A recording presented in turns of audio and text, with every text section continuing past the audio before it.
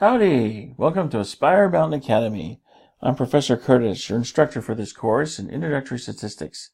In less than 10 minutes, this video provides additional practice using StatCrunch to conduct hypothesis testing on a population standard deviation. Let's get started. So here we're going to revisit the problem we saw earlier with the study that tracked 20 randomly selected students and found their mean time to graduate from college. We're going to have the same numbers, same questions. The only difference here is that the claim that we're going to be testing is that the standard deviation of the time to graduate is 3 years. So to start out with looking for our hypotheses, first thing we're going to do is think about the claim that's being made. So the claim is that the standard deviation is exactly 3 years. Next, we can write our null hypothesis, which is just going to be the same thing because the null hypothesis is a statement of equality. Because that's been absconded by our null hypothesis, all equality belongs to the null hypothesis, we can't use the claim for our alternative hypothesis. So therefore, we're going to have to take the complement of the claim, which is sigma is not equal to 3. So definitely going to be a mismatch there between the claim and the alternative hypothesis. But the alternative hypothesis is not equal to, that's our sign that says we have a two-tailed hypothesis test. What's our test statistic? Well, we go into StatCrunch to figure it out. Go to Stat, Variance Stats, because we're going through the variance. One sample, because we've got just the one sample. With Summary, because we don't have any data, just summary stats.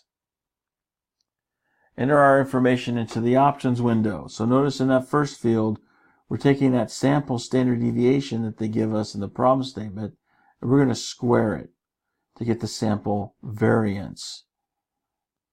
The sample size is 20. Don't get that confused with degrees of freedom. That's the total sample. And then down below, notice we've got a 9 there for our claimed value. Again, this is a test on variance. We're going through variance.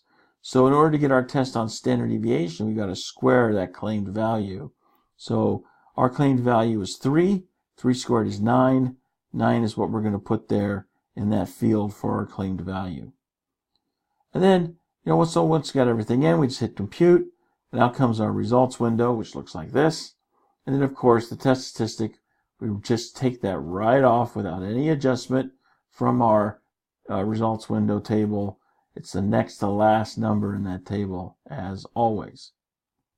And as always, the p-value right next door, 0.8684. Now we're ready to decide, are we going to reject the null hypothesis or fail to reject the null hypothesis? So in this instance, we can compare the p-value with our significance level alpha, and here's our critical region here, two-tailed test. So half of it's on the left, half of it's on the right. It doesn't look like they're distributed half and half because, again, you've got a skewed distribution. So the sizes of these are going to appear to be different, even though they are the same. Anywho, comparing our p-value, we compare that with the significance level, which in this case is 5%. We take our p-value from our results table here, compare that with our alpha, definitely outside the region of rejection, therefore we fail to reject H0. Notice we get the same result if we use our test statistic. So 25.9 is going to put us right about here.